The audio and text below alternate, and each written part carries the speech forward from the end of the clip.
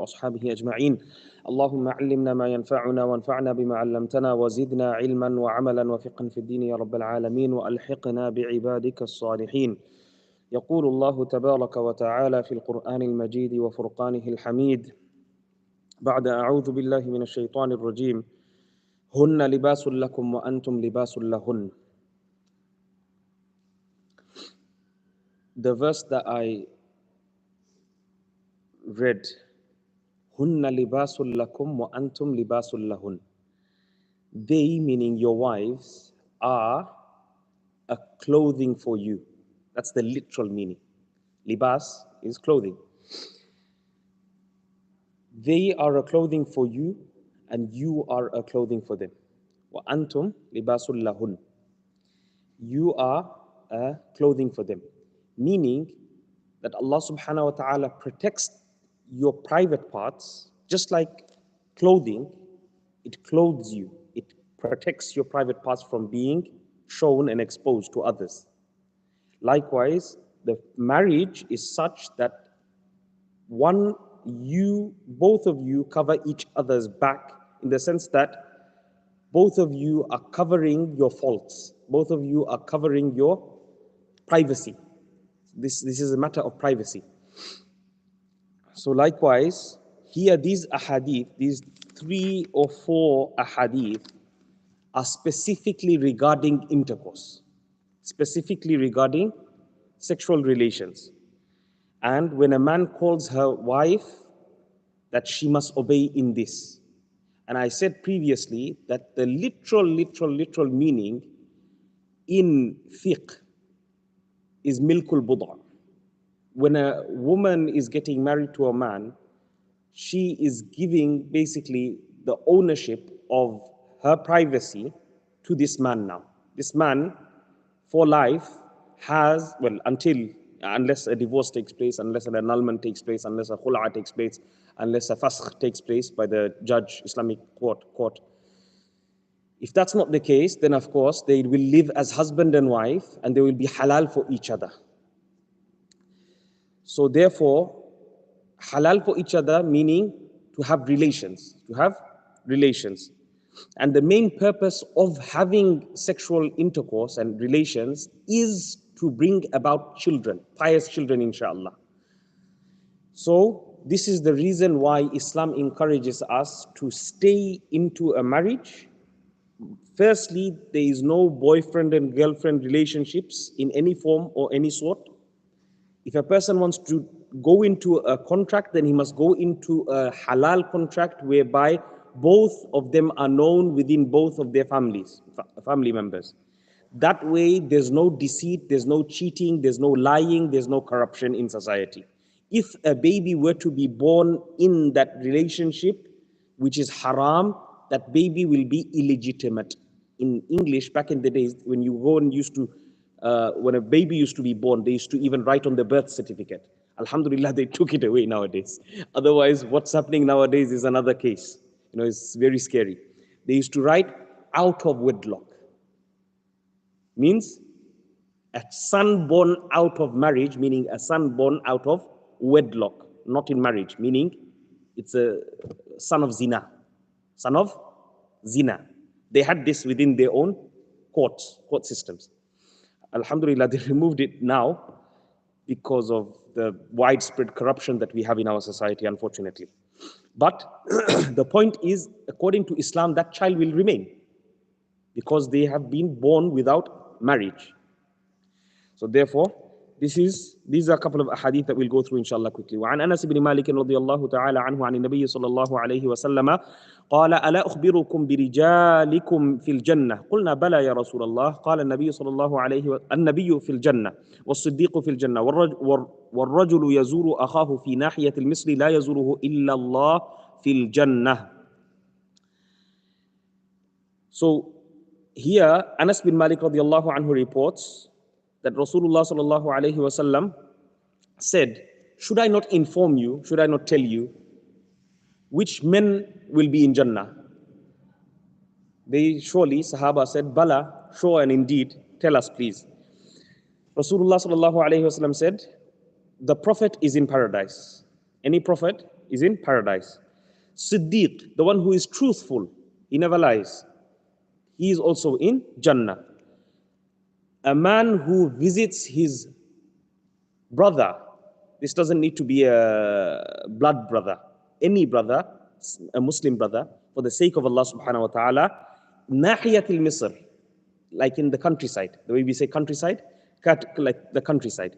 So it's far, it's a far distance, but he goes to visit him only purely just to maintain family relationship, or just to maintain kinship, just to remain friendship as well. Okay? La yazuruhu illallah fil jannah. He's also in paradise because of the effort that he does towards keeping other people in good company. Ala ukhbirukum binisaikum fil jannah. Shall I not inform your women folk, which women will be in Jannah? So, Bala ya Rasulallah, of course, tell us please. Sahaba said, قال ودود ولود إذا غضبت أو أسيء إليها أو غضب زوجها قالت هذه يدي في يدك لا أكتحل بغمض حتى ترضى رواه الطبراني. Here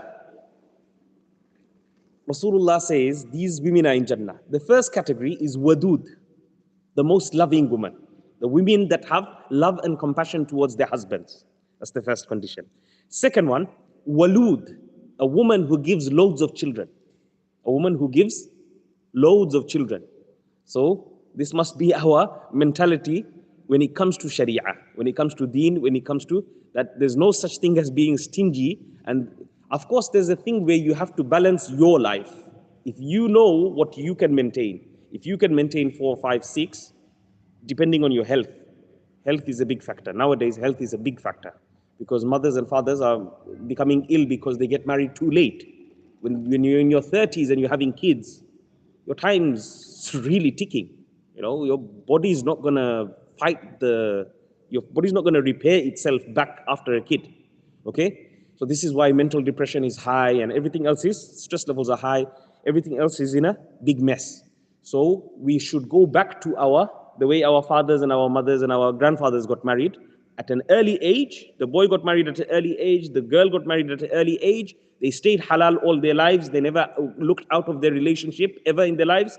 And alhamdulillah, their marriages survived for 50, 60, 70 years until one of their deaths. That's how it survived. And alhamdulillah, they were the most successful generation when it came to marriages. We are probably the most unsuccessful generation when it comes to marriages because of our mentality that you can buy something and you can throw it away the next day. You can use it and abuse it. This is not marriage. This is not marriage. So here, first condition was she's loving. She is a very loving wife. She's always compassionate towards you. She's always caring and affectionate towards you. Wadudun, she gives you a lot of children. This is the second condition. So these women are in Jannah. Yes? إِذَا غَضِبَتْ أَوْ أُسِيءَ إِلَيْهَا. When she gets angry or she is mistreated by the husband. أَوْ غَضِبَ زَوْجُهَا. Or her husband gets angry at her. What does she do? She says, she takes her hand with the hand of the husband and she says, I will not, this is my hand in your hand, I will not rest until you are pleased. Until you are pleased with me. So, this is, again, referring to compassion of the woman, referring to understanding the needs of the man, referring to understanding the needs of the man. The man, if he requires intimacy, then it is necessary for the woman to give it, not to withhold it. A woman who withholds it surely goes against the hadith and is not from the women of Jannah. Is not from the women of Jannah. This is an action that is definitely disgraced and it brings the wrath of Allah subhanahu wa ta'ala upon her. Why? In the other hadith we see that a woman, a man who wanted to have intimacy with his wife, but she refused out of no reason at all. She just refused. She doesn't want to for whatever reason. She's not ill. She's not in a circumstance where she has a valid excuse, shari'i excuse. Here she doesn't have a valid excuse. The malaika, the angels keep on cursing her till the morning. Till the morning, meaning until she comes and pleases the husband. So this is why this is the man doesn't ask for much in a marriage. He tries to he does his part. Not to say the woman doesn't do her part, she does her part as well. But the roles are totally different to each other. Okay? That's why even when it comes to reward, Allah subhanahu wa ta'ala doesn't say mu'min and mu'mina separately. No, He puts mu'min and mu'mina together. Why? Because in reward, your actions will speak loud for your deeds, good deeds. Her actions will speak loud for her deeds. For her to get Jannah is different from what you get Jannah. Look at what Rasulullah said. An-nabiyyu fil Jannah, from the men. So here, those who say a woman, there's no such thing as woman prophetess. They cannot be, okay? The men that are in Jannah, firstly, are Nabi. Nobody can be Nabi here. Okay, Nabi time is gone. From Adam alayhi salam until Muhammad sallallahu alayhi salam. So all the Anbiya are in Jannah. Number two, Siddiqeen, all those that are truthful. See the difference. Here, it's got nothing to do with the woman, how to treat the woman, what to do with the woman. It's talking about a Siddiq, a man who is truthful to his word. He keeps his word. He never lies. Third one is a man that visits his friend. A man that visits his Muslim friend. These three people are in Jannah. Whereas in the woman's side, which woman is in Jannah? The one that is loving, the one that gives children a lot, gives you a lot of children, 5, 6, 7, 10 children. Back in the days, it was completely normal. Nowadays, because they get married late, they only can have 1, 2 children. That's it. And then after that, they're depressed and life is over, unfortunately. And then when a young girl gets married, they start criticizing, oh, why are you giving her in marriage so quickly? She hasn't done her university. She hasn't done that. Do you understand what she gets exposed to when she goes to college? Do you have any idea of what she gets exposed to when she goes into university? That cannot be repaired. That cannot be repaired. We are not machines. We are not computers. You can't just press a delete button and say, oh, amar puri firista hoye geche. Firista hoito parto na. Firista hoito parto na. Once you've gone to that environment, khalas. There's no way back. There's no return. Very few make it out in halal relationship, in halal marriage. Very few. Very few. And these are the places we are encouraging our daughters to go. Look at how foolish we are. Anyway, this is for another day. So this is the description which Rasulullah gives for those women that are in paradise. Those women that are in paradise. She pleases him until he is pleased. She pleases him until he is pleased. This hadith is in Tabarani, and this hadith is sound, authentic. وعن أبي هريرة رضي الله تعالى عنه أن رسول الله صلى الله عليه وسلم قال لا يحل لامرأة أن تصوم وزوجها شاهد إلا بإذنه ولا تأذن في بيته إلا بإذنه رواه البخاري واللفظ له ومسلم وغيرهما. This hadith is in Bukhari and Muslim. On the authority of Abu Hurairah radiyallahu anhu, he says Rasulullah sallallahu alayhi wasallam said, it is not permissible for a woman to fast. When a woman fasts, she's not allowed to have intimacy. What is the right of the husband? Intimacy, isn't it? So the right of the husband is intimacy. If she doesn't give the right of the husband, then she is going against the laws of Allah subhanahu wa ta'ala. So therefore, she must take permission if he is there, present, shahid, if he is present there with her in the home during the day, then she must take his permission to fast that day. Because during the day, he might feel the urge. If he feels the urge, then it is her right to fulfill. Her right to fulfill intimacy. So she is not allowed to fast. Imagine fasting. Fasting is after Salah is fasting. After Salah, Zakat is fasting. So one of the most greatest pillars of religion, she's not allowed to do. If the husband says no, she's not allowed to do. Nafal. This is talking about nafal fasting, of course. It's not talking about fard. Okay? Don't misunderstand this hadith. So it's talking about nafal fasting, like for example, Mondays and Thursdays. Mondays and Thursdays, many women, alhamdulillah, they fast. They understand the health benefits as well. They do it for the health benefits as well as the shar'i benefits, sunnah benefits of Rasulullah sallallahu alayhi wa sallam. They'll definitely get immense reward, great reward. But here, Rasulullah very carefully says, whilst the husband is there in the house, during the day, she can't fast without his permission. She must take her permission because the right of intimacy is his, not hers. The right of intimacy is his. But that doesn't mean, again, on the other flip side, that doesn't mean she mustn't be fulfilled. A person, he must also understand that her intimacy needs must also be fulfilled. This is, a lot of imams may find it very shorom, to speak about this. But the thing is, this is extremely important. If this doesn't occur, if this doesn't happen, then you are putting your wife at risk. And this is even more detrimental than anything else. Because when a marriage is at risk, everything is at risk. Kids are at risk, everything's at risk. Your whole life's at risk. Okay? You're playing like a knife. It's a two-edged knife. It's very dangerous. So, this is the hadith. The next hadith we find وعن معاذ بن جبل رضي الله تعالى عنه عن النبي صلى الله عليه وسلم قال لا يحل لامرأة تؤمن بالله أن تأذن في بيت زوجها. Yes, this was the part that I missed in the previous hadith as well. So it is not permissible for a woman to let another man enter the house whilst the husband is not there.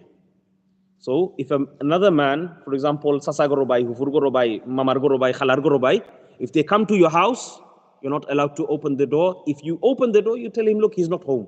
You're not allowed to enter. You understand? Why? Because they are not your mahram. They are not to the woman, it's not her mahram.